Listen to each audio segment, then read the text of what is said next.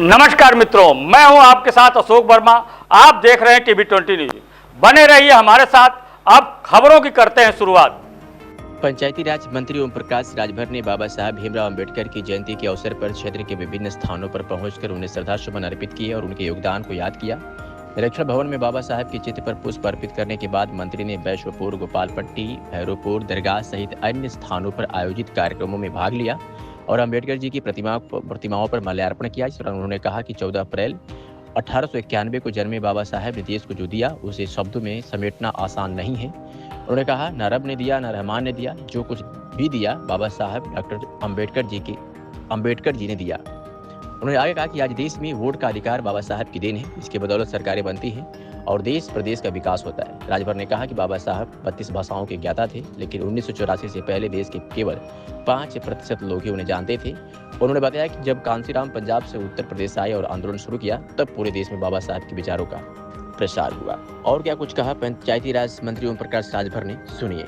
अम्बेडकर जयंती है, आज लगातार आप भ्रमण कर रहे हैं हमारी जयंती मनाने के लिए। बाबा साहब डॉक्टर अम्बेडकर जी 14 अप्रैल 1891 को पैदा हुए थे और बाबा साहब ने ऐसा काम किया है कि उसको अगर 2 लाइन में कहें तो ना रब ने दिया ना रहमान ने दिया, जो कुछ भी दिया बाबा साहब डॉक्टर अम्बेडकर जी ने दिया। आज हमको वोट का अधिकार बाबा साहब डॉक्टर अम्बेडकर जी ने दिया, जिसी वोट की बदौलत प्रदेश और देश में सरकारें बनती हैं और सरकार बनाकर प्रदेश के और देश के विकास के लिए काम किया जाता है।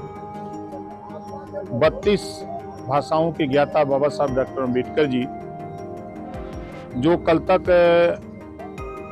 1984 के पहले 5% लोग जानते थे।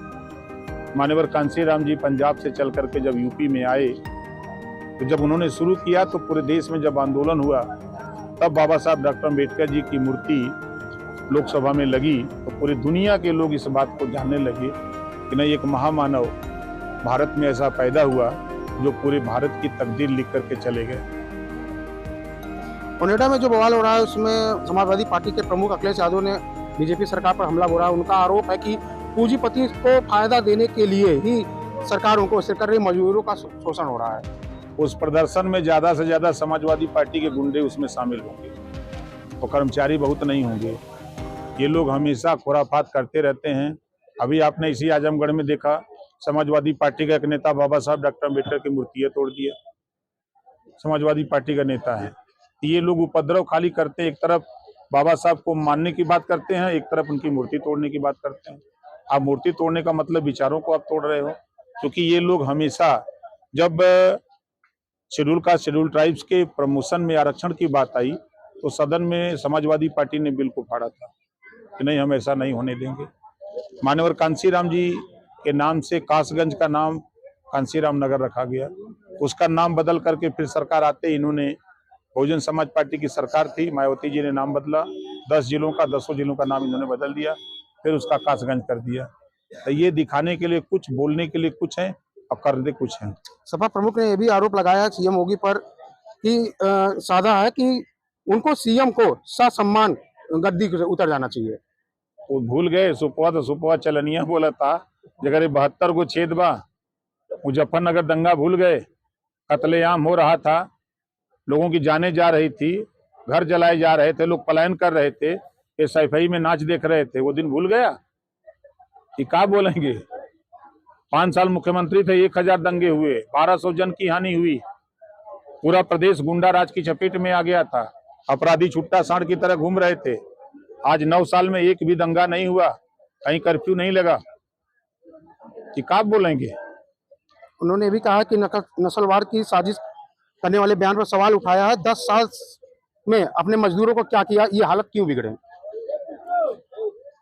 कि सरकार का काम है सबका साथ सबका विकास। अभी जैसे प्रमुख सचिव ने प्रेस वार्ता किया है, प्रमुख सचिव वित्त ने, तो 13,000 कुछ रुपया था सैलरी, उसको बढ़ा करके 16,000 कुछ रुपया किया है, 3,000 से भी ज्यादा रुपया बढ़ाया। तो सरकार के संज्ञान में बात आती है तो उसको संज्ञान में लेकर के, अभी आपने शिक्षा मित्रों का देखा कि उनकी सैलरी जो है 20,000 हो गई, अनुदेशक जो है उनको जो है 18,000 कर दिया। तो सरकार के संज्ञान में आते ही वो काम हो रहा है। वो कह रहे थे 10 साल क्यों पहले अभी आप लोग क्यों नहीं बढ़ाए इस तरह पहले बढ़ा अरे वो अपने 5 साल के कार्यकाल में बतावें, पिछड़े दलित की छात्रवृत्ति नहीं दे लील गए, उसको बतावें। क्या लगता है आप किस नजर से देखना चाहते हैं ये बवाल क्या राजनीति साजिश है कि किस तरह से बवाल हुआ? ये राजनीति से प्रेरित है, सरकार को बदनाम करने की साजिश है।